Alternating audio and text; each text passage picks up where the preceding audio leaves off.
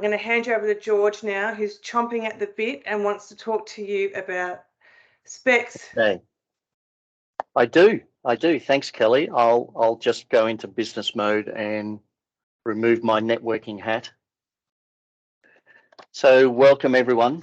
Good morning. And if you've just come online, what you've been experiencing is the networking aspect where we get to talk about different things. We've spoken about everything from broad beams through to digital twins.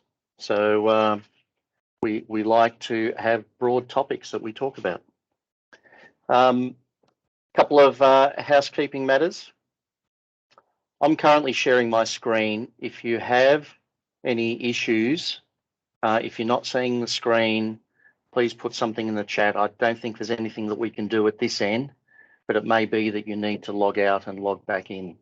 So a couple of things, SSI and Surveyors Registration Board of Victoria have allocated points to these events for your professional development. Please don't hesitate to let us know if you need something from us to be able to claim them. There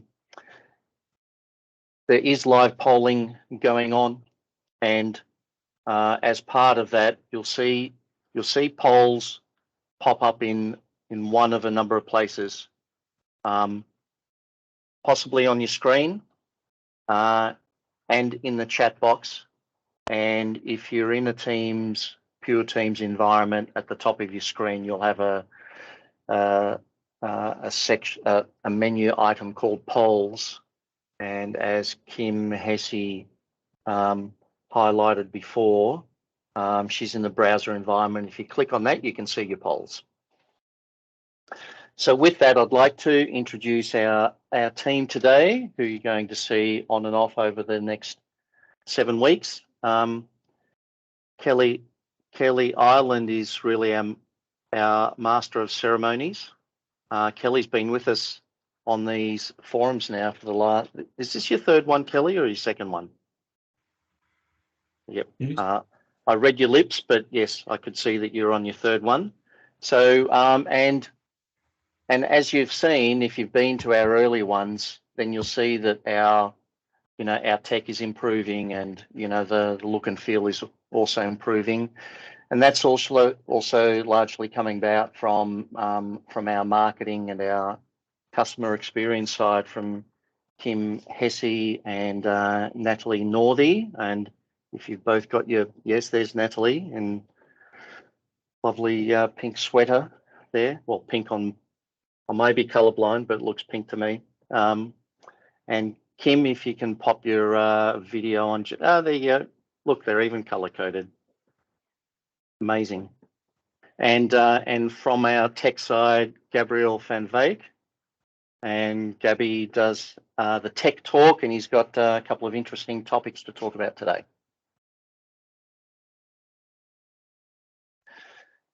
So this session is really about what you can expect. Last year, we introduced the proposed changes, and over the past 12 months, we've been receiving feedback about whether the proposed changes would work or not. So now what we're presenting to you in the first of the series of our national forums is the changes that are going to occur in each and every specification. And last year we created a video that spoke purely about the A-SPEC, about the overview side of things, but we got some feedback, and we also experienced that there was a little bit of a disconnect between the overarching A-SPEC document, which is actually a companion document to all of the specifications. So we're incorporating that as part of every forum. So if you're attending more than one forum, you may see some elements that are duplicated, and I may present them a little bit differently, but essentially we want to make sure that we do not miss out talking about the key changes.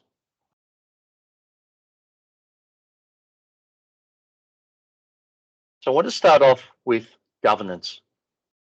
As as part of the framework of why we focus so much on the data specifications. And we've introduced to you previously about 2 versions for each specification, existing versus new. And I'm briefly going to go through that. And we talked about it last year, but I am recapping on it to remind you. So we have 2 aligned versions. You will find exactly the same attributes, whether you're capturing assets that are already existing. So typically for audits in the field or retrospective data capture, or for assets that are new that are gifted to council. And it could be through subdivision developments, it could be through capital works programs, or it could be through community programs.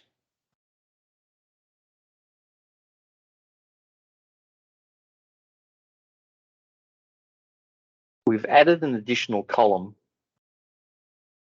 in the existing attribute, in the existing assets specification, and everyone in every specification. And we have categorized every attribute based on our experience of what is a core requirement, what is a required attribute, and what is an optional field. And when we say required, it will be information that's needed to fulfill on the kind of data that's necessary from an inventory perspective, but it may not be easily available, or it may not be available at all. And if it's not available, you know, we get it. It's not available. And the optional field is, well, it's up to each user to determine whether they use it or not. But irrespective of that, the field, the attribute names, the file names, everything is exactly the same across the spec. And I'll show you that just now. So I've just taken an extract out of the area of work extent table. And as you can see, these are the attribute fields that are requested to be populated as part of delivering an area of work extent boundary. Now, the beauty of that is that once you put the structure in place and you're capturing and you create a project to do some retrospective capture, what we've now looked at is whether if you're going to provide an area of work extent boundary, which of those fields are actually required. And it may be that you can't find information about it. It may be, you can see under subname, we're not saying that a subname necessarily, but the field is called subname and it represents a subdivision or a project name.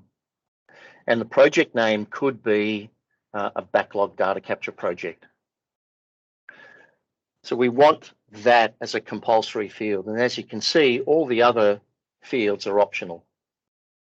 But primarily, it's about creating certainty about where that data came from, at what point in time, and then people know what it can be used for or can't be used for. Look, I'll mention it now. If you have any questions, please don't hesitate to put it into the chat. We have people monitoring the chats, and they'll bring them up so that we make sure that we answer every single question. If we haven't got a response for you, we commit to getting a response back to you straight after the forum. But if you happen to think of a question once we've gone past a particular topic, don't hesitate to come back to it and post your question, and then we can continue on from here. George, have you stopped sharing? No. I can't see the presentation anymore. Can anyone else not see it, or is it just me? I can see it. Okay. I can see it. I'll find it then. John Cleverton, can you see it? Just nod your head. Yep. Thank you. Okay. Thanks, Kelly. And look, I guess these are the things that we'll discover as we go through these environments. Okay.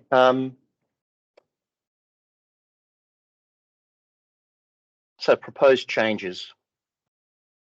As I mentioned, last year we provided the details, and our intention is that at the end of this year, we will publish the new versions with the proposed changes.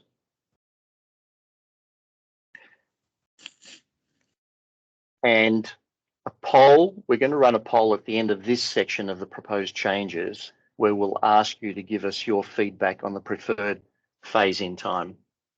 So we'll leave it till then.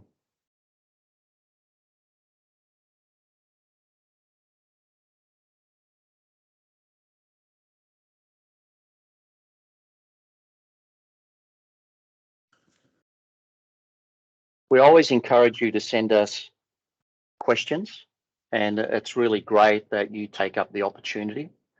And what we've been discovering is that there's a significant time and effort being spent on creating precise boundaries to encompass all assets.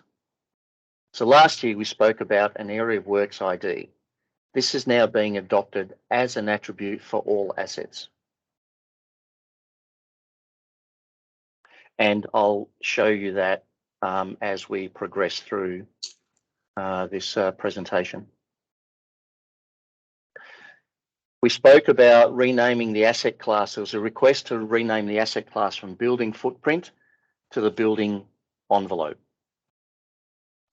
We've actually reverted back to the footprint, as envelope is a common term used in the planning sector, and the feedback that we received was it would cause too much confusion. So we are staying with the term building footprint.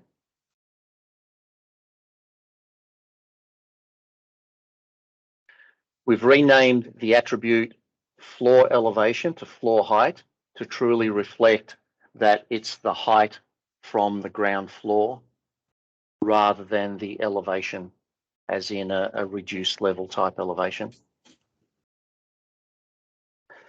We were requested to add unisex toilet attributes for public toilets. That has now been completed, and you can see that in the specifications. The specification for the updated version for B-Spec has been distributed at the moment to all subscribers of B-Spec within the A-SPEC community.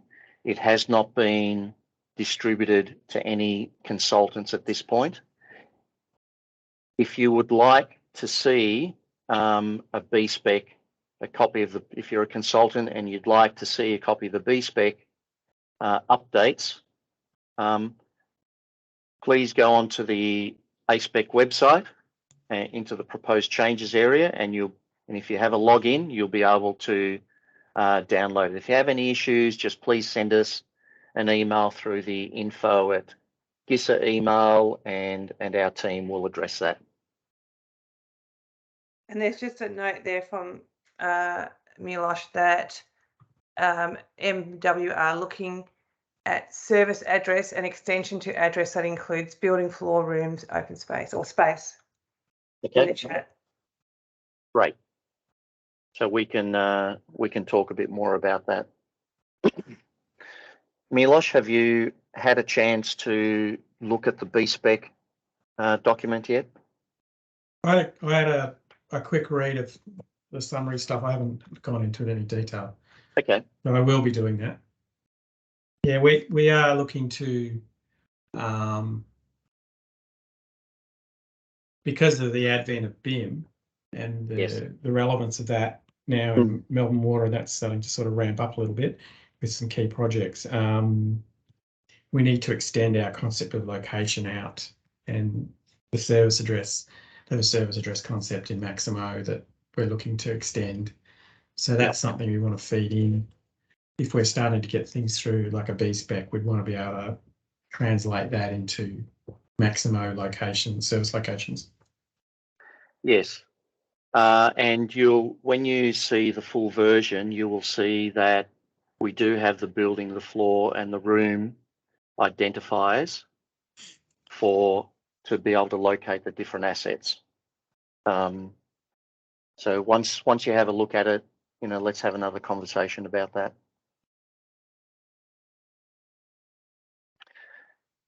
One of the things that we discovered was in our endeavour to add generic statements like the currency and the unit cost and unit reference as a good example, we found that they weren't appropriate for specific asset classes that we had in the specs. So we've gone through and we've removed that requirement to have that kind of information at particular asset class levels.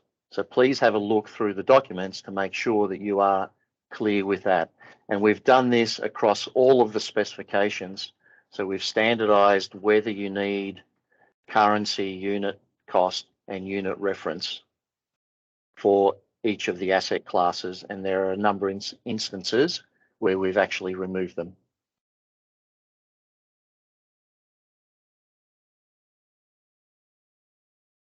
One of the questions was information supply and expectations from councils.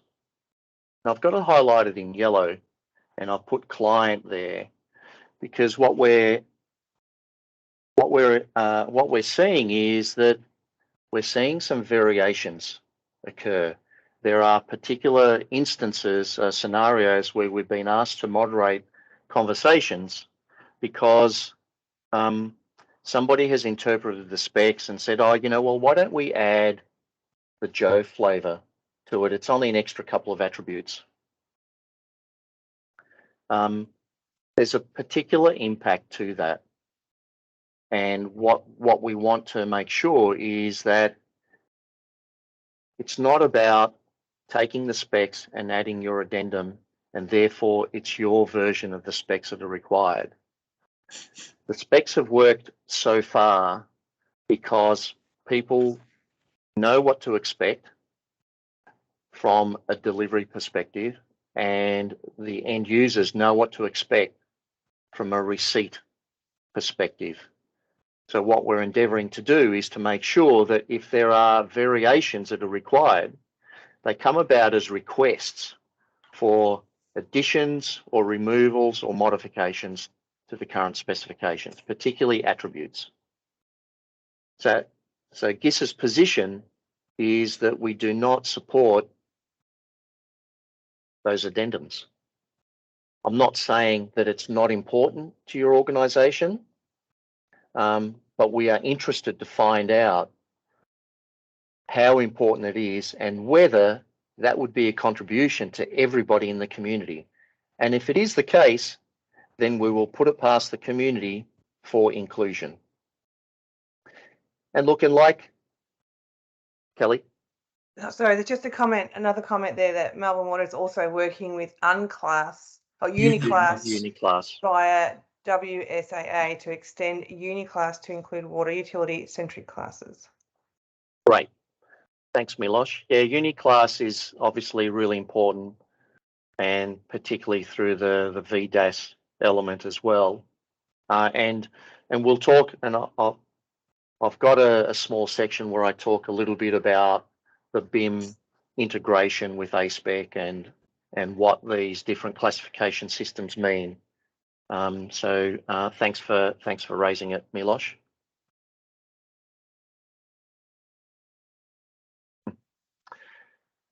Apologies, Gaby, I've got you as a lower G. Don't worry. Dealing with BIM and Revit, Gaby's going to cover it off in his tech talk. I'll set the scene and then Gaby will go into more detail. Dealing with VDAS, again, I'll cover that off as part of our future proofing of the specifications. And again, these are all requests that are coming straight from the community, and a lot of these changes are also coming from the community. So it's not about, oh, you know, George has come up with a great idea or Gabby's come up with a great idea. It's like, okay, if you come up with an idea, let's put it to the community to see if it's workable or not. Now, this was a really interesting question. Class 10B building, sports coaches box, sheds. Is it a building or is it a structure?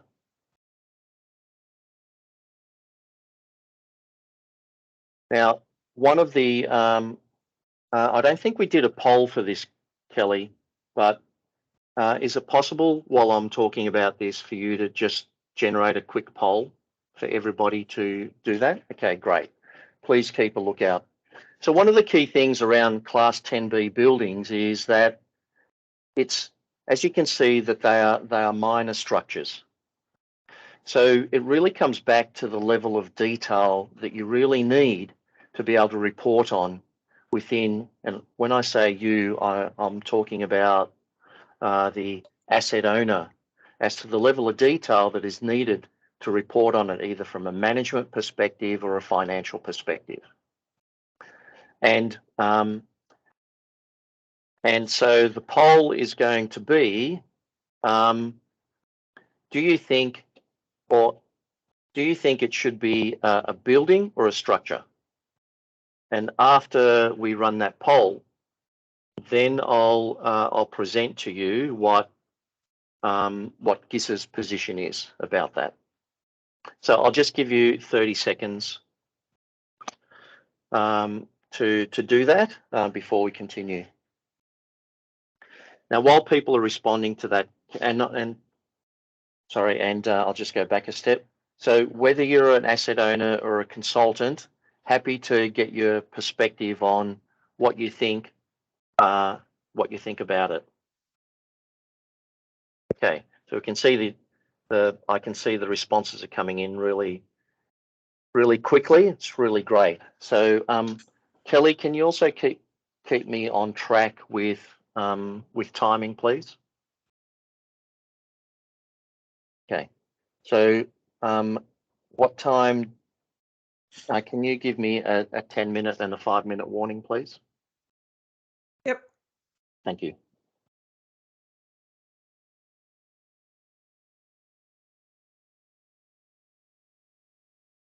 Okay, so far we have 13 responses that I've seen, 14 responses. Great.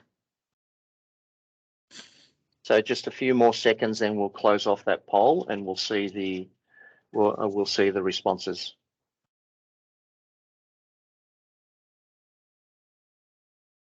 And Milosh, I agree. Distinguish on whether it's major or minor function, perhaps. I think that's a really important part of the importance of how that feature or how that asset is going to be managed going forward for the life of its for its life.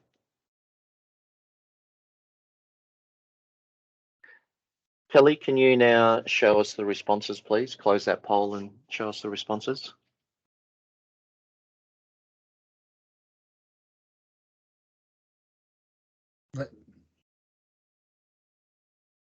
Gaby, you want to say something? Everybody said structure. Yes. Yep. I can see that. Gaby, did you want to say something? No, just that the results are showing up for me. I don't know for other people. Yep. Yeah, I can see the results, and so far 100% everybody has identified it as a structure, and that's our position as well, that it is essentially a minor building, so there's less detail required about it.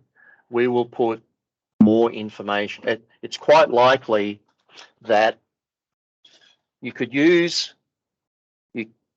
depending on the level of detail that you want to capture about it, you could certainly capture it within the B-Spec, or it could be captured within the A-SPEC as a minor structure, where there is far less detail about that.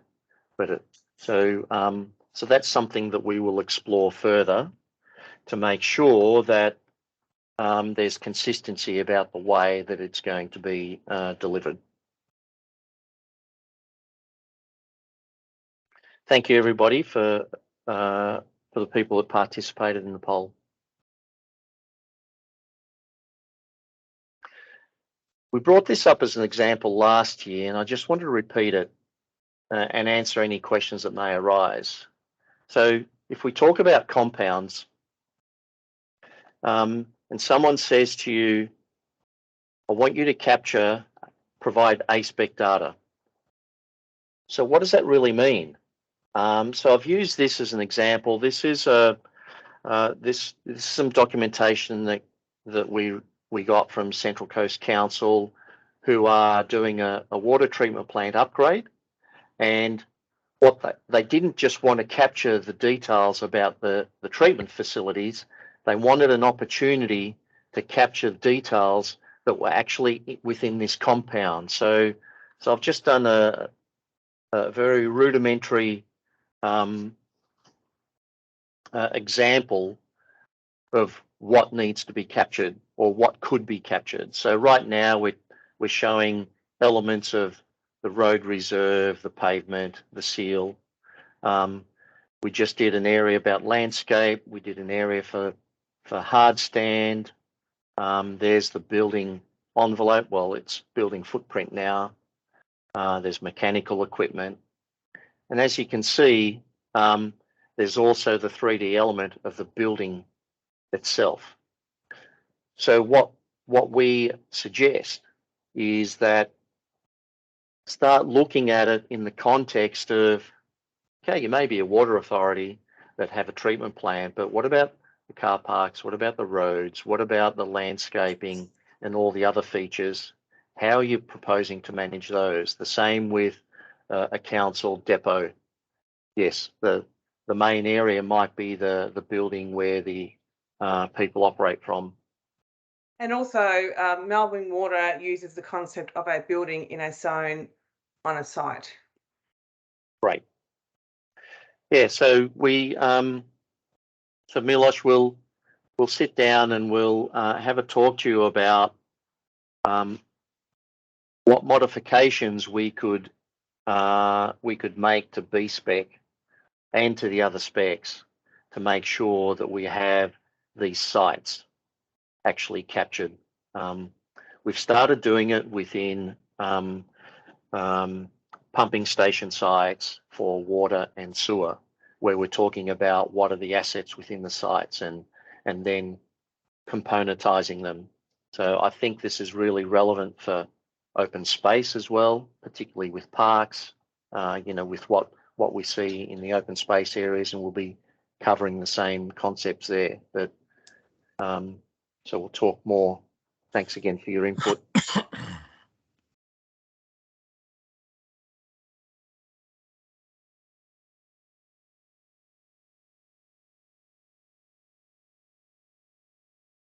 Last year we created these cut down versions. We haven't distributed them this year because we wanted to minimize the amount of effort required. So what we've done is we've spent time on the actual full document to see if to make sure that we've got everything covered. Now I've got a poll there. Do you want to see the cut down version?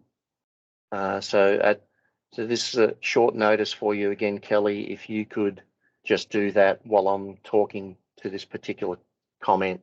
Oh, thank you. Well done. If you could respond to that. Now, just to recap on the color coding, as per our process, we use yellow and blue highlighting, and in some instances green highlighting that indicates information that's existed has just been moved to another space, right? But the yellow is very much new or modified wording. The blue is wording that we're going to remove. And this is across all of the specifications. So please,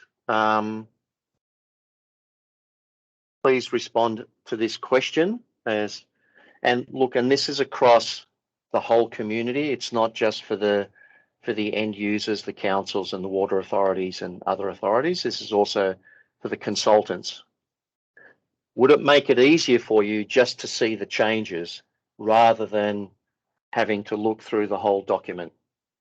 And we'll be running these polls across all of the forums, and then we'll recap at the showcase to say what we're going to do going forward. So maybe a few more responses would be great if you can just jump into the chat or the polls and, Yes. and answer that. I've only got 9. Be good to get a few more. Bit of sample. Thanks. Yep. Thank you very much. Happy either way. Cool. Yep. Thank you. We're now getting more responses. Appreciate that. We'll wait another 15 seconds and then we'll move on to the next topic.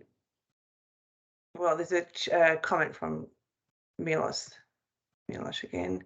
Whole doc or context with links to changes? For context. Yep. Yep. Understand. For context, yeah, sorry. I can't read very well. Okay. All right. So so we've got so thank you again for everybody. Yes, we've got up to 17. And another comment there for you, George. Yeah. Thanks, Johan. Should not be a separate document, but an attribute on the full document.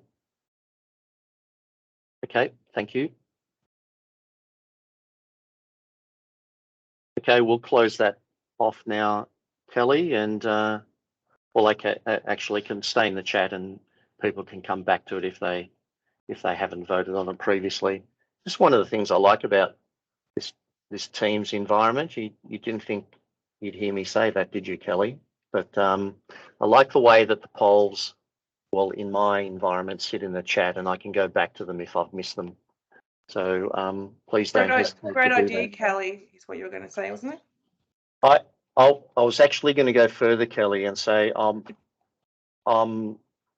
you were right. This is recorded, George. I don't know why I ever doubted you, Kelly. Yes, it is recorded.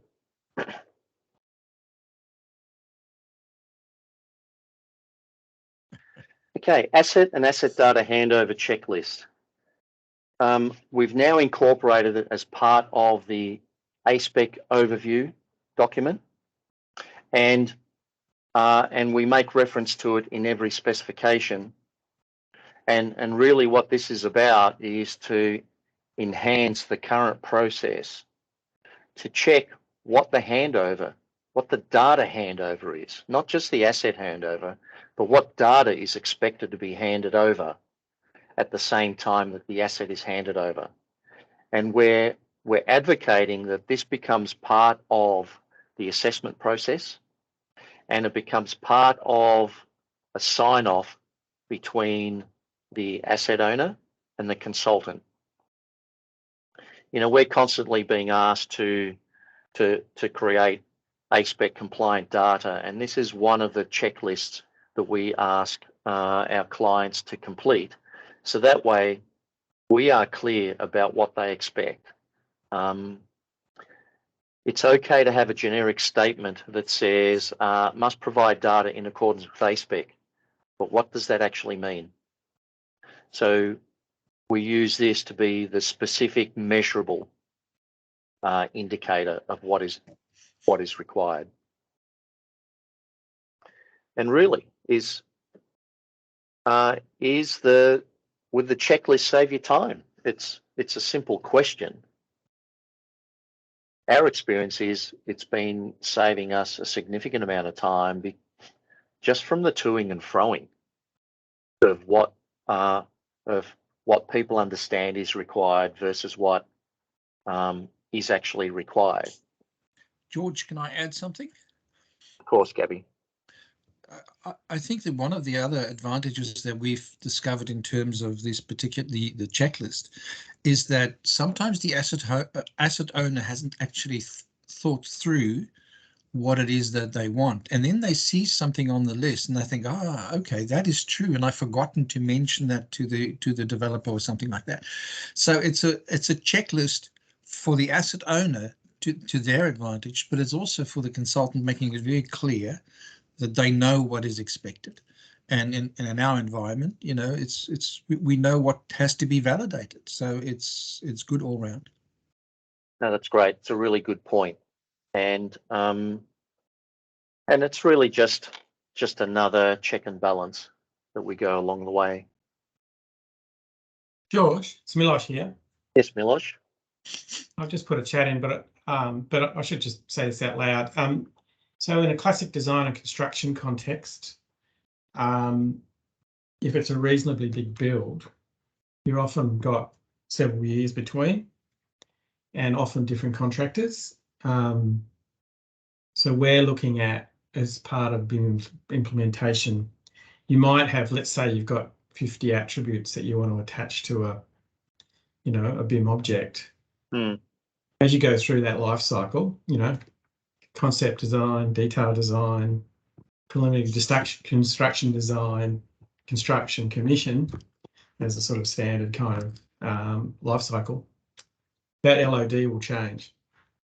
So checklists are good, because breaking it down into a life cycle idea would be useful too in certain kinds of, in a lot of those sorts of situations, because it tells us what our expectation of the contractor is, and their understanding what we want as you walk the building through the life cycle. Yeah, look, it's a really good point that you raise, because as we know, we were just asked to quote on some data capture of a feature that may not be finished till 2026.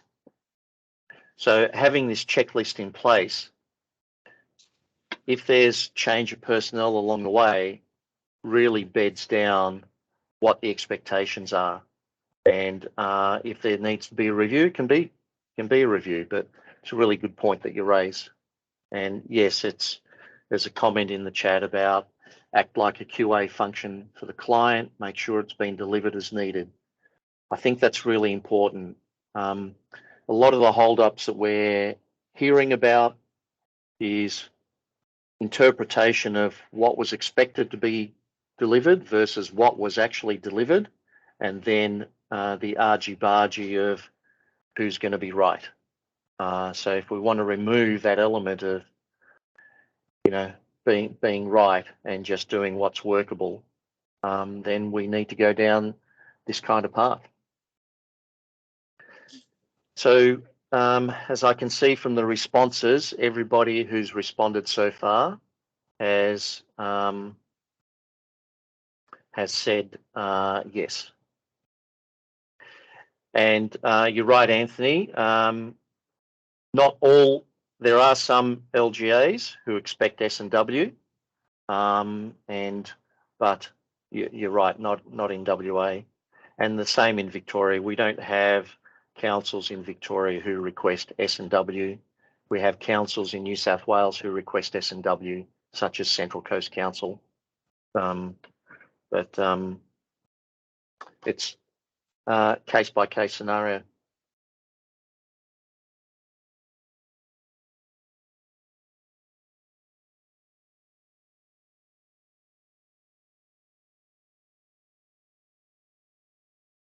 Okay, so new asset classes.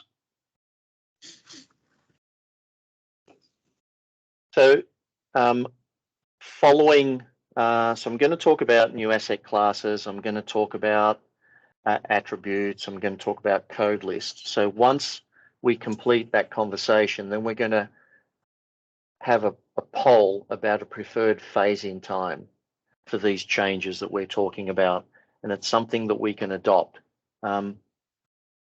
And I'll talk a little bit more about that just prior to starting the next phase.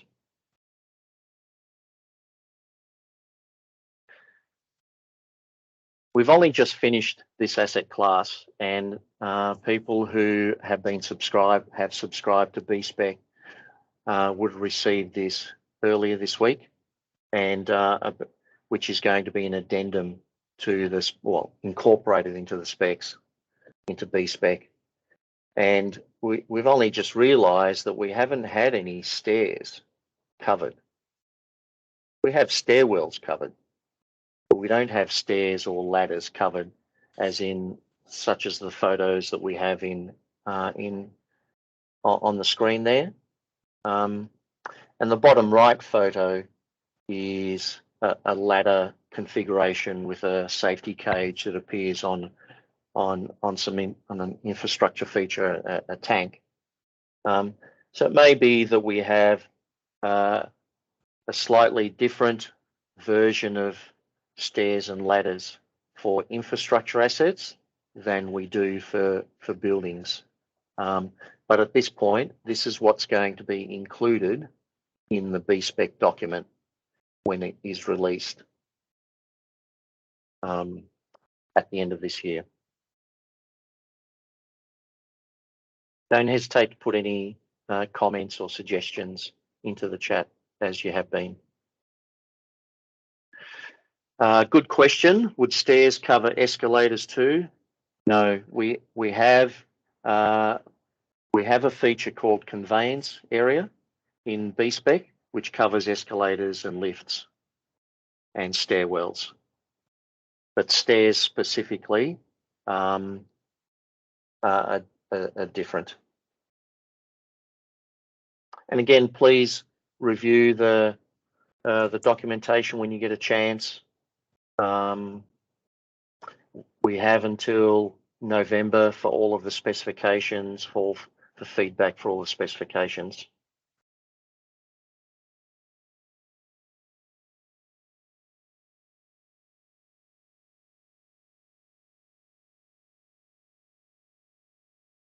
Vertical transport is a term we see a lot covering these types of assets. Okay, understood.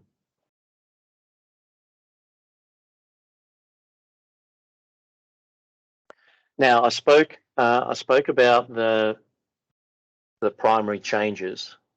We've got some minor changes with some individual attributes and in different asset classes. But the primary change across all of the specs is to make sure that every table has an area of work identifier attribute. And in doing that, it creates a direct link with every asset that's delivered to its project, to its subdivision, to its capital works project area as well. So sort of removes the emphasis on having your boundaries be exact, because our intention is that if you have overlapping boundaries, all of a sudden, if you're using the boundary to add an attribute to the assets, it could become problematic, and actually it has become problematic for some users. So we've gone down the path of having an additional attribute that will be used. We've also seen that there are some assets that we don't have unique identifiers for. So wherever that has occurred, we've added a unique identifier attribute field into the asset table. So they are the primary changes that you will see.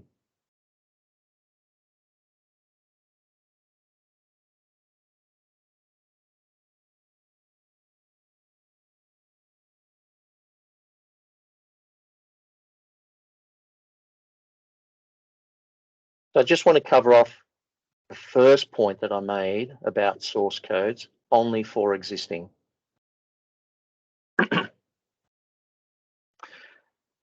Now, the question is, can I use all the codes for existing and new assets? And the short answer is no. And why we say no is that when we're talking about existing assets, the source of material could be anywhere from on-screen data capture to tracing off an aerial photo. And so we want those options available, whereas newly constructed information, it's newly constructed information. We know what the source of that capture is. And predominantly, we want it to be an as constructed element. We want it to be as constructed information, not digitized off a screen or off an aerial photo. That does not constitute as constructed information.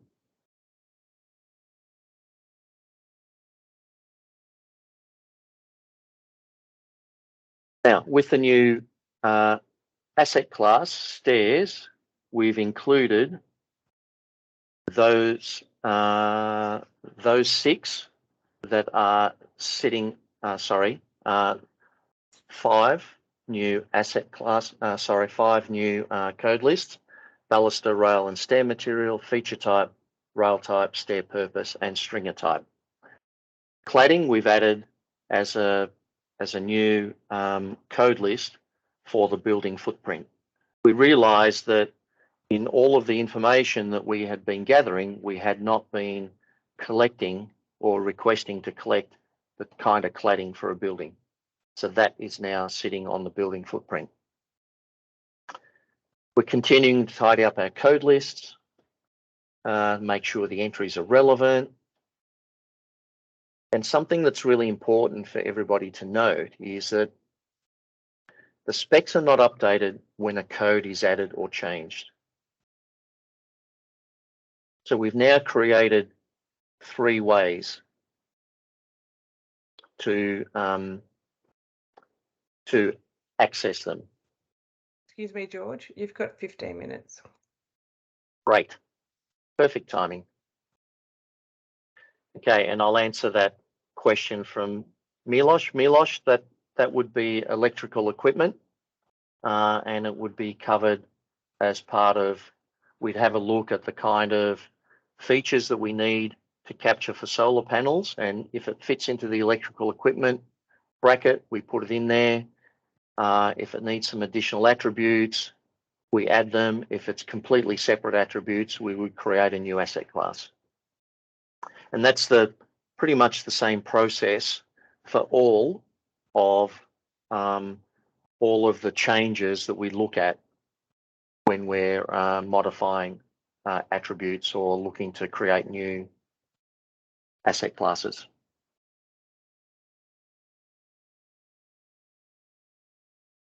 In 2021, we asked you if you would use the API, and predominantly the answer was yes. And some people wanted more information. Gaby's going to cover that off. And essentially what Gaby's going to cover off, and this comes back to the number of ways that you can access the code list, is we will still provide a spreadsheet on the A-SPEC website for manual access. And it will be a derivative of Digital Hive's web app. So Digital Hive have now completed their web app and associated API. And it's just been migrated to another platform, so it's now available. And Gaby will talk a bit more about that. And there's a link on the Digital Hive website to register your interest in accessing it. Yeah, thanks for putting that up, Kelly. Now, there is going to be a cost if you want to access the web app and API. And it's essentially an incremental cost to cover our development costs. We don't see that we're going to make a lot of money on it, but we want to be able to cover our costs for the development of it. And essentially, the cost is $215 plus GST per annum, and you'll get access to the web app and the API. And the web app you'll be able to access on any smart device. The APIs, as I said, the API. Gaby will talk more technically about how you can incorporate that. Now, we do have a special deal. So anybody attending any of the forums, you'll be provided a free trial until the end of the year. So please get onto the Digital Hive website. And sorry, George, and I'm just going to open up this next poll because this one I have turned on, track who selects what. Okay. So I can follow anyone up after this meeting and help you out. Oh, great. Yeah. Okay, so that'd be more efficient than everybody bombarding Gaby and yeah. Agreed. And yes, thanks, Gaby. And our plan is that at the next renewal, the subscribers to the specifications will have this included as part of the features available to them.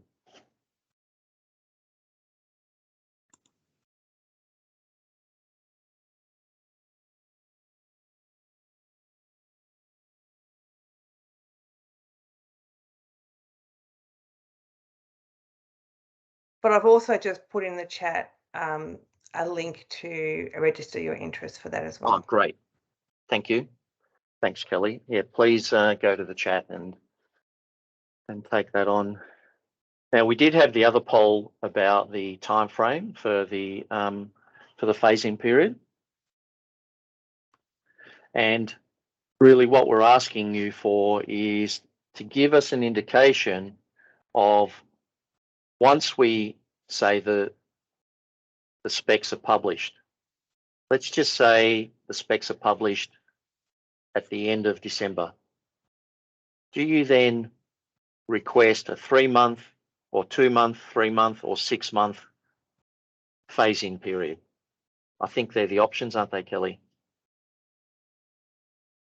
Yep, 2 months, 3 months or 6 months.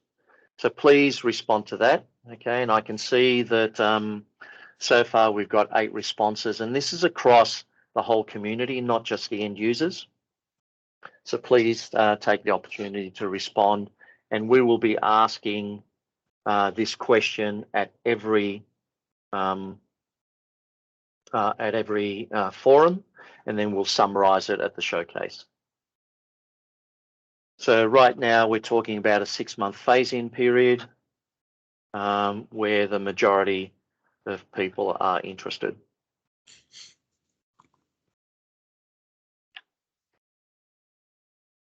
Please continue to answer those polls while I move on into the next phase. Future proofing.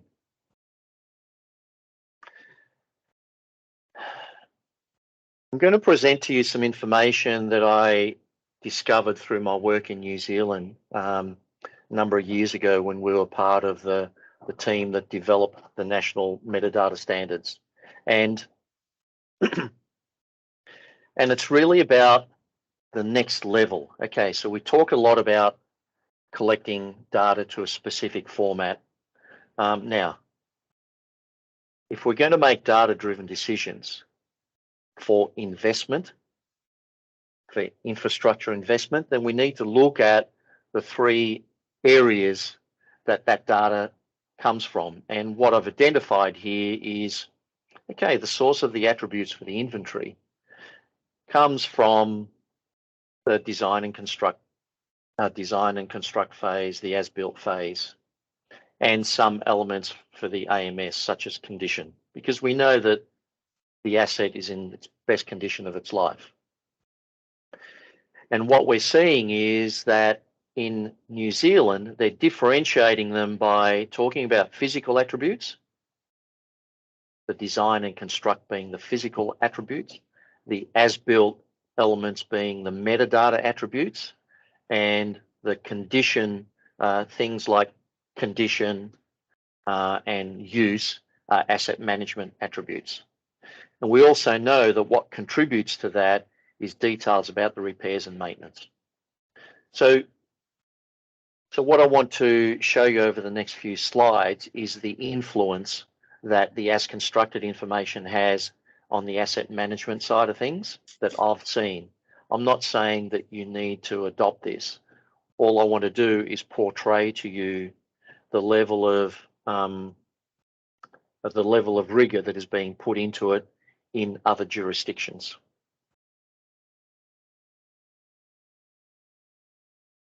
So from a traditional approach, we've got this figure 9. We want to see what the sweet spot is for the replacement. And so among the challenges facing an asset manager, the greatest is knowing when it is the right time to replace an asset, considering all the available information. So figure 9 is roughly that: condition 1 to 5, repairs and maintenance, and over time. What we're now seeing, what we're also seeing is that people are now starting to overlay criticality as an influence. So the importance of that feature, the consequence of a feature that may collapse, or the consequence, such as in earthquakes or tremors, then the sweet spot changes, depending on high criticality, low criticality. And this is the kind of detail that we're seeing. It's the kind of analytics for optimized replacement that we're seeing. I'm not professing to be an asset management specialist. I'm not, but I just wanted to portray, to convey this information. What we're also seeing is probability of failure. Now, the two graphs are quite interesting because in some instances, Kelly? 5 minutes. 5 minutes, George. Thank you. Perfect. So in some instances,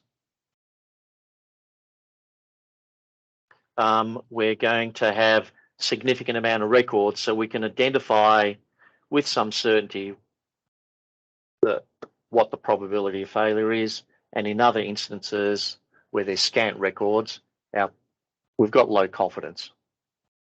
And that's typically what happens. So we're seeing a shift in not just capturing consistent information about the as constructed, but also looking at the influence of as constructed data schemas on the other schemas.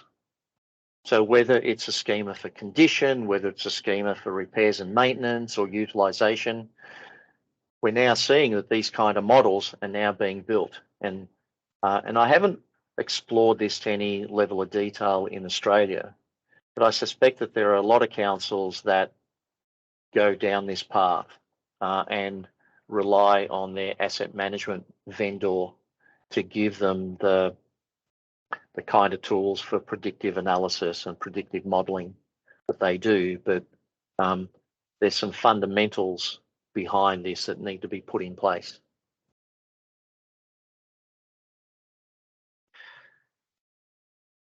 Okay, I now want to talk about GDA shift. So minor changes to the template, and it's to reflect whether an organisation goes to GDA 2020 or ATRF 2014. So one of the key things is that we know that you can always put notes or comments in the document. Okay, and the date submitted and the construction date, along with the datum, will tell you what, particularly if it's GDA 2020, will give you enough information.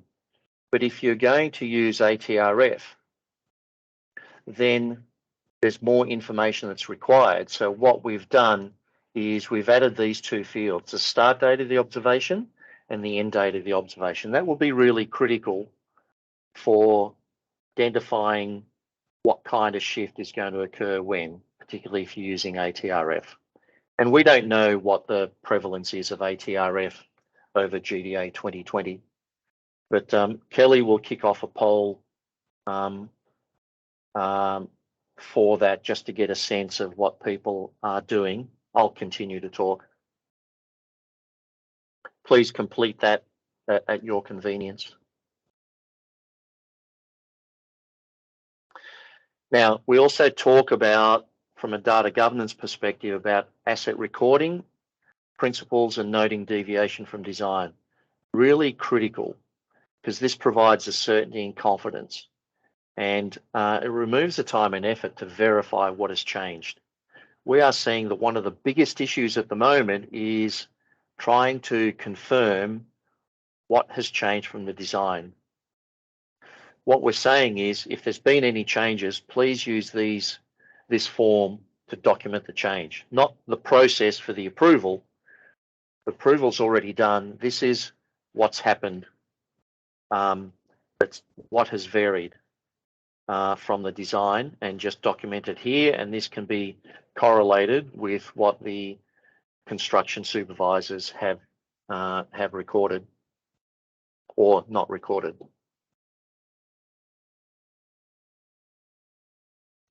And what we want to do is we really want to consider the possible impact to the surveyor and their client.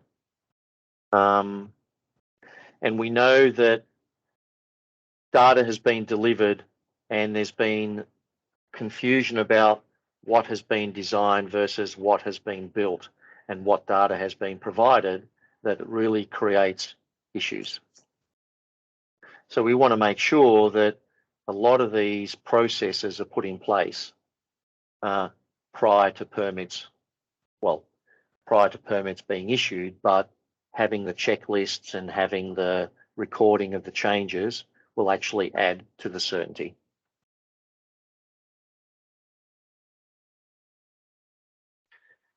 From a data governance perspective, our position is we do not advocate that you capture other authorities' data. It's non-authoritative data. You want to consider whether there's a breach occurring by capturing another authority's data. And one of the impacts could be that whatever you've captured may be out of date as quickly as when you capture it. And if you're going to be making decisions based on what you've captured of other authorities' data, then you want to put something in place that gives you confidence that what you have actually exists. And our suggestion is those 2 points that we've made at the bottom of the page.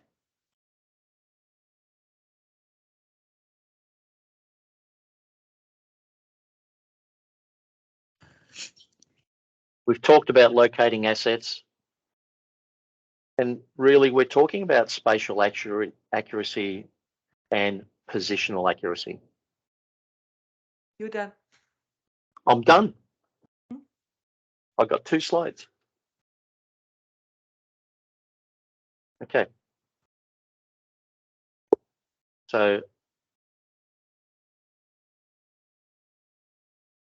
have a look in the updated version, make comments on it.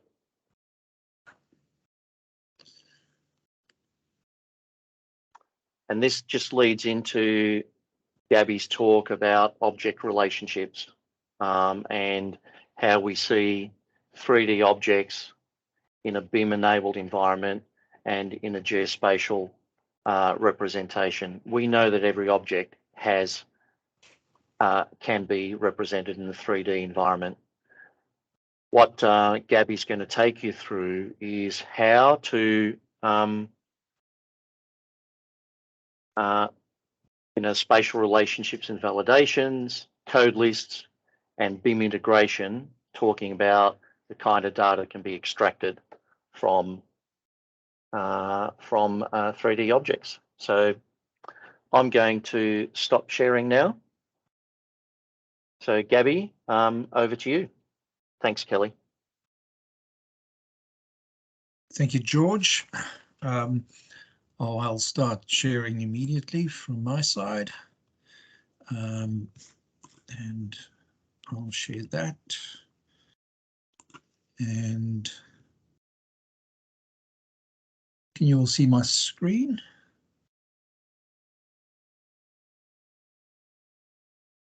All right, so as George was saying, I'm going to talk about spatial relationships a little bit, then about the code list, and then we'll have a small video on Revit. So I wanted to quickly talk about when we do validation of submitted data. We've had people confused about the fact that we actually do check for spatial relationships. Now, embedded in the specs are a number of spatial relationships, and people aren't always aware of them. And so what I've done here is I've just created a list of the ones that we find most often and the ones that we also check for. Inside's normal, it's the standard inside. Cross is where where boundaries cross. Disjoint is where two things are not touching and they are not crossing each boundary, so they are disjoint. And touching is where a point, at least one point, is shared between two objects. And then start-end point touching is where just two particular points are touching. And what I'd like to just quickly go through is here is a matrix that we've created. And if you look at this matrix, it tells me that if I'm looking at a building footprint, then it's disjoint relationship to other building footprints. So if you look at this and that, okay, sorry, I just missed the area extent there. So first of all, area extent, everything should be inside the area extent. Building footprints, the building footprint and another building footprint must have a disjoint relationship, and other objects must be inside that building footprint. And then so it carries on. I'm not going to go through all of these, but I would suggest that when you do your the data capture, consider the relationships, the spatial relationships that may exist, and you'll find that they are defined in the specs. And if you want to know a little bit more, this is how we do the validation, and this is what we use for the validation. So and I think the key that I'd like to explain to people, would like people to take away, is sit down and actually have a matrix for yourself, where you put these things out so that when you capture data and when you're looking at data, you actually consider those spatial relationships as well. Enough about that. I didn't want to spend too much time on that one. So just quickly talking about the code lists. As George indicated, we had issues with our initial platform. We've now moved to another platform, and it's back up. The application is up, and I actually want to quickly go to the Digital Hive website. So if you go to the Digital Hive website, you will find that there is a link and also a QR code that will allow you to get direct access to that the public code list. Now there's two web applications. There's one that's a scaled down version, which is the version that's available to the general public, and that's what I'll show you in a minute. And then there's a bigger one that we use to manage code, so it's got a bit more functionality. And in the future, it's not the case at the moment, but in the future, we're hoping that the code list, the online code web application, will replace will become the primary source for the code list. That's not the case at the moment, but it's much better for us to have an online environment so that you can actually go and see what code lists are available currently, and there'll be more regular updates on that. Now, if you go to the link, or if you scan that QR code, if you do not have a username and password, then you can try that username and password, and that's available to everyone. What that will do is that'll give you access, and I'll show you, I'm actually logged in over here as that user. It'll give you that access. But if you want to have more functionality, then I would request that you fill this form in, add some comments, and submit that to us. So just quickly looking at the public code list. So I've shown this before. I'll just go through this very quickly again. It gives me the ability to search on different codes, or find definitions for codes. So if I want to know what are the concs in the database, then there's all sorts of concs. Just type in and you get a list. And I can filter on the spec. I can filter on lists. So if I want to go status, then I can get all the asset statuses, things like that. I'm not going to go into too much detail here, but the thing is that this gives you the ability to very quickly search on either the code list itself, or codes, or descriptions, any of those, and you can filter that out for particular specifications. Other functionality that we've got, and I'll jump to the, well, I'll show you the new code requests. So thanks to John Cleverden, because at a previous, the previous forum, John asked for this kind of functionality.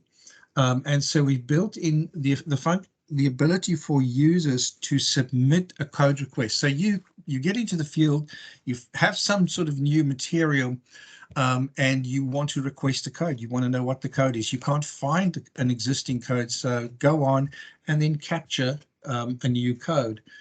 So if you went onto the form, then, and if you had permissions, then you would be able to capture. Now you'll see that I've got a red mark there that tells me I don't have permissions to change anything. So I can't, with this user credentials, with these credentials, I cannot capture anything. But I can still go and look at the list. The other part is, so the first function gives me a list of all the codes. The second function gives me the list of what other people have asked for. So this is the list of functions that or codes that people have requested. And again, this is something that John asked for. So this is the list. If I click on one of them on the description over here, you'll see that you have the ability to put in some information. Tell us why you want the code. What is it that, around the code that you want, but you can also take photos. So if you have something and you're not sure what that code could be or what it should be, give us as much information as possible. We'll capture the information, and we'll be able to get back and deal with that, provide the code or not. Maybe there's another code that exists, but this can become an easy way to work with different new codes and capture new codes, and that gives us a way to interface with people. All right, so that's that for the code list. If you have a new, if you have a full license, then you also have the ability to query the code. Sorry, yeah, to query the codes using the API. Now, we've had some clients try the API and they found it hard, because APIs, you need to have some programming skills. And what we've done is we've developed an FME workbench. And so I'd like to suggest, if you do have FME, you can use FME to download some of the codes for you, and do it on a basis where the FME workbench runs every 2 or 3 months or whatever it is, so that your users can all get the latest codes and you can automate that download. All right, I'll move on to the final part of the presentation. And that's BIM integration. So BIM methodology, BIM is, as we know, it's a methodology to manage buildings through the life cycle. And what we're going to talk about today is how we can use B-Spec to assist with the asset management and integration between asset management and other applications. Now, I'm just going to jump out, because what I've got is I've created a little video that I will play in a minute. Oops. It started too quickly. All right, so here's a little video. I've canned it. It's using Revit, but it's just a quick overview of our process for integrating B-Spec or using B-Spec to integrate with asset management and your something like Revit, a BIM software. Okay, so let's hope this works. You hear the sound, Kelly? No sound. Do you want to just talk to it? Yes, I'll talk to it. It's a red hat though. Oh yeah, go.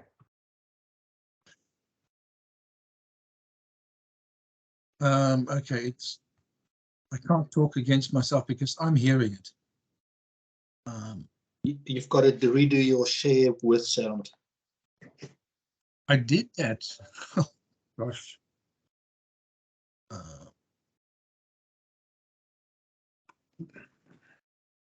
This is annoying. Just put the video on mute, Gabby, and just talk to it. All right, I'll do that. Just give me a sec.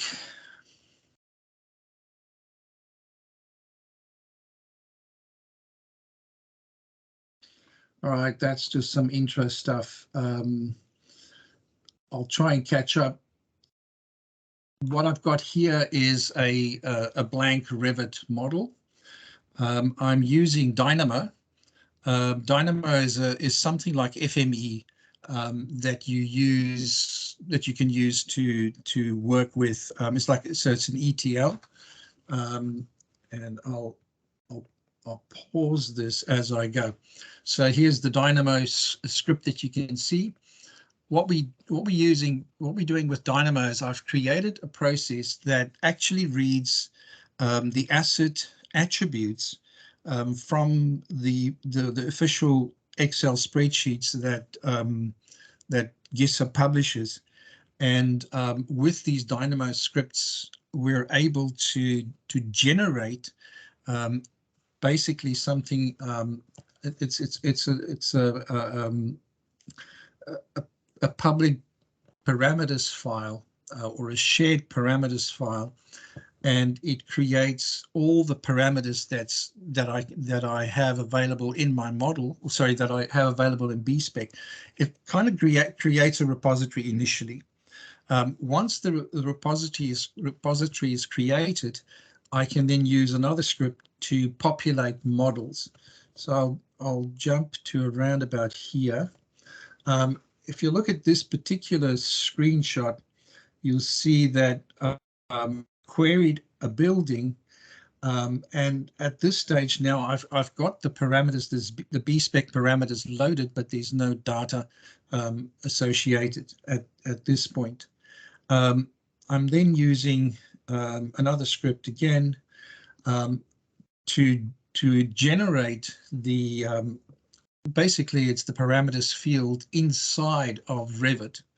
It looks a little bit like a spreadsheet, and I can deal with it as if it's a spreadsheet. I have to then map it. And the problem, there is a bit of a problem with Revit in that a lot of the attributes are different. For instance, doors and windows, they're two separate asset classes, whereas in B-Spec, that's one asset class. So you've got to do a little bit of a mapping. But what we've done is we've set that up, and we've got the Revit models, the Dynamo scripts that allows us to automate that process. And then once we run it, let me just see here. Okay, here again, I've got in this screen, I've just set it up in such a way that I've got the empty fields in Revit. I've got some data over here also in Revit. If I then run the next part of the script, I've just used a bunch of dummy data that I've now updated in Excel. And initially I used proper data, but it wasn't visible or visible enough. And so for this demo, what I did is I just used bunches of X's, but to illustrate how I can use an Excel spreadsheet, populate that, and for that data to be reflected, and then I can change the data in the Excel spreadsheet, and it automatically updates the data in Revit, and I can set it. Look, there's two ways in which you can do it. You can do it as a manual approach, or you can do it as an automated approach. And so we've done it through the automated approach, which means that you can go and make changes on either side, either inside Revit or inside, in this case, my Excel spreadsheet, but the Excel spreadsheet could be a database that's linked to an asset management system. So that's, I apologize that I didn't have sound, but I hope that here I'm just showing how all those changes occur and can run through.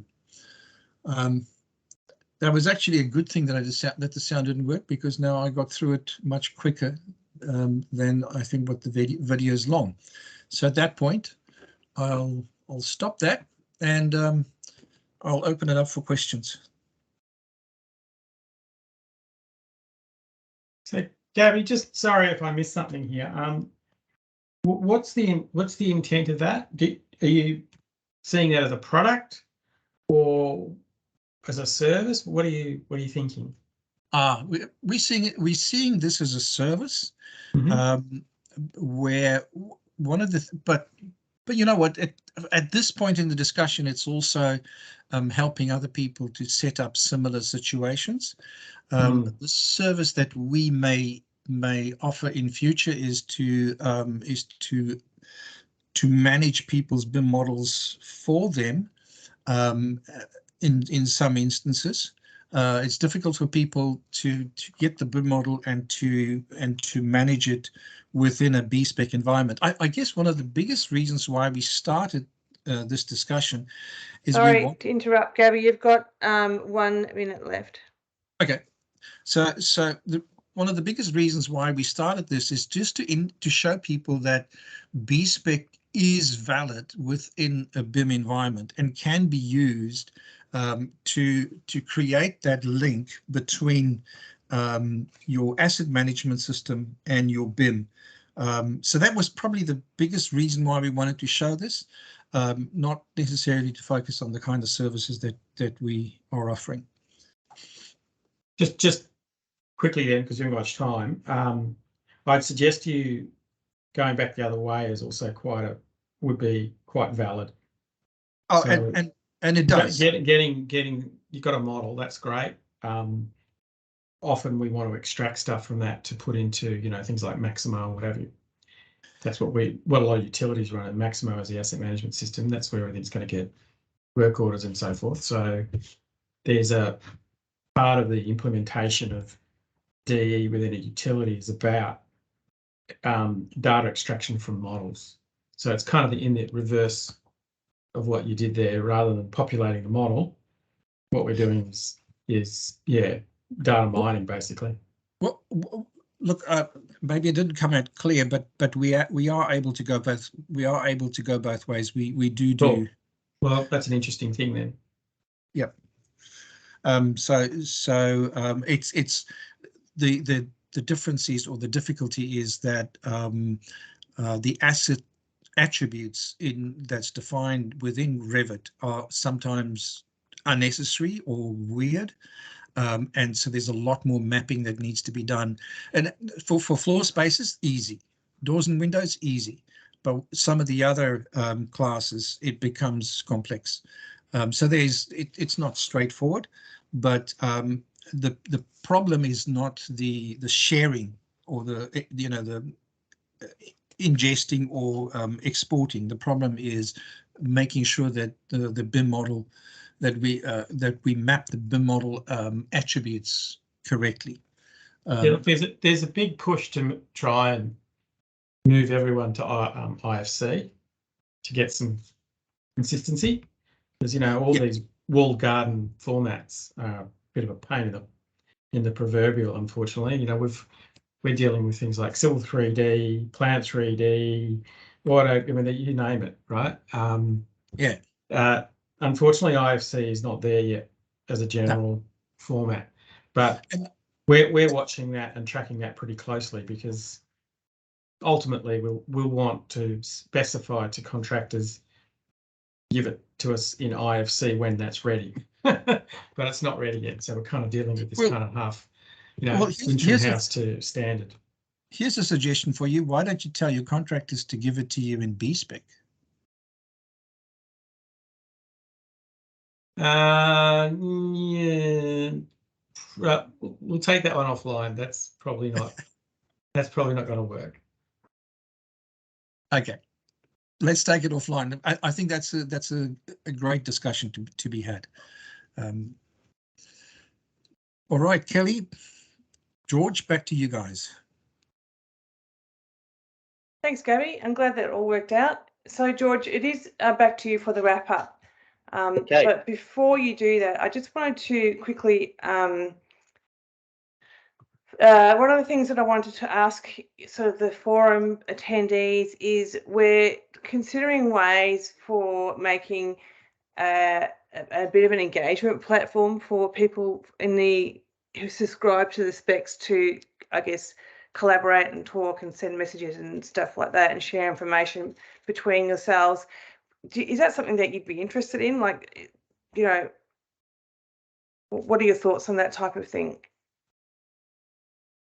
Do you want me to put a poll up? I can poll it if nobody wants to put their hand up and speak. So I don't think we have a poll about that. So what I will do is, whilst I hand over to George, I'll stick a poll up and let me know if we create a platform to facilitate sort of casual conversations and share experiences. Would you want to use it? That's kind of my question, and I'll do that, and I'll hand over to George while he does the wrap up. Yeah, thank you for that, Kelly. I'm just navigating forward to my next slide. Still a novice at. But while you're doing that, I'm there. Probably WASI uses a members, post a question, post an interesting thing format, which is very well used. Oh, good. So I guess it depends on people's keenness to participate, but certainly I've found that to be an excellent way to collaborate with others, with the same problems. Yeah, and I'm thinking also in relation to like tech issues and stuff, like if you're an expert in a particular area and somebody else needs some help, you reach out to each other. And well, we use it for everything: standards, sharing technology breakthroughs, sharing basic has anyone done this before? Yeah, cool. Well, I'm going to stick the poll up. So with the others, so there's a few there that are open that we are hoping that you will respond to. So any suggestions on how we can improve our forums, or obviously the communication platform which I've just put up, and whether the content is relevant to you and helpful, etc. So the more feedback we get, the better we can make this for our users. Over to you, George. Thank you, Kelly. Okay, so just as a wrap up, some of the key things. Proposed release dates. So the proposed release dates are documents completed by the end of this calendar year. It's really important that we'll work on a phase-in period. From what we've seen today, the preferred phase-in period will be 6 months. So if the documents are published at the end of December, that means the phase-in period for a 6-month period will mean approximately 1st of July that they become relevant. And what happens then is that the immediate previous version is no longer supported. Doesn't mean we may not, that you may not, that doesn't mean that you won't get data in that format or in that structure. It just means we'll do no further development on that one. Gaby spoke to us about the code lists. The code lists will always be available via spreadsheet. And for organizations that want to do the downloads themselves, we are advocating for the web app or the API to facilitate machine-to-machine communication, and also to fast-track communication between proposed codes and changes in codes. So that's part of our continuous improvement. We're always looking at what we can do more efficiently. So your feedback is really valuable. One of the things I picked up, Gaby, which you wouldn't have seen in the chat, was Milosh asked about that FME workbench that you spoke about for the API. When would that be available? I already responded to Milosh. Great. I said I'll be in touch with him. Okay. Yeah. Cool. Thank you for that. I want to talk a little bit about classifications and A-SPEC. It was touched on about IFCs, about uniclass. Gaby spoke about the BIM integration and how to extract data from 3D objects. So I just want to put a less technical perspective onto it. Our view is that the conversation about which classification system to use in a 3D environment will be ongoing. We know that it's challenging to use uniclass or omniclass or IFCs because of the philosophies of what their structures were. We have no preference to which classification system is used. Our objective is, irrespective of the classification system used, how do you get data into your asset management environment? And that's one of the primary objectives of that that demonstration that Gaby showed. It was to show that whatever libraries you use within your in that instance Revit environment, we want to automatically populate data in schedules that can then be extracted, loaded into asset management environment, unique asset IDs applied, and then linked back to the 3D object. That's where we see the way of the world going forward. Yes, we'll always have a 2D GIS environment. That's fine. But I think one of the real benefits of having these 3D models is that you can link it directly to your asset management systems as well as your GIS environment as needed. So that's what that's what we'll continue to advocate, and there'll be more work that we'll show.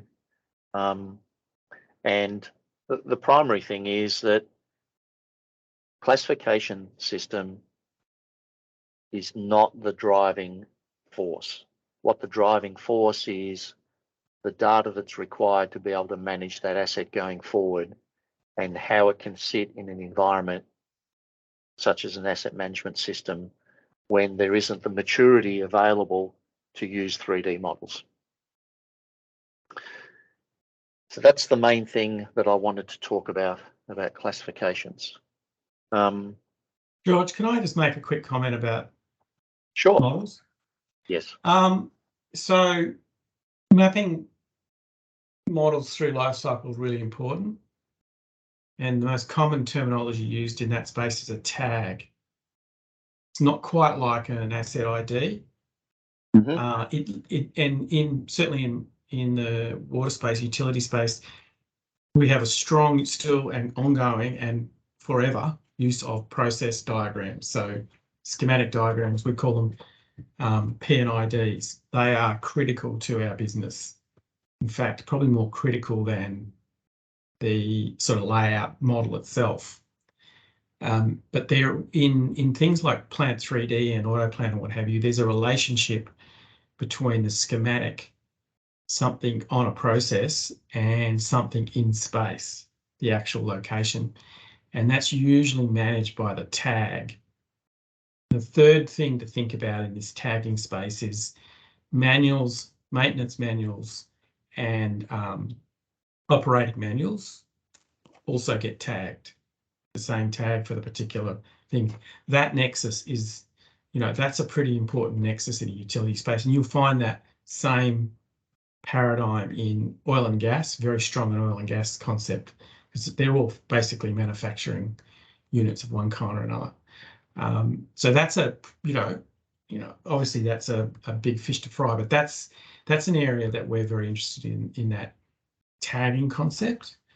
And we spend a hell of a lot of time with our contractors trying to sort that out and sort it out consistently. We don't have a consistent tagging system across Melbourne Water, and we should. And it's that nexus between model, process, and documents. And the documents can be manuals like PDFs and what have you, but they can also be other types of schedules. And so it's that whole package of stuff. And that changes that can change through the life cycle. What you tag at concept and what it ends up being tagged as doesn't have to be the same thing as you move through that life cycle. So it's a big challenge.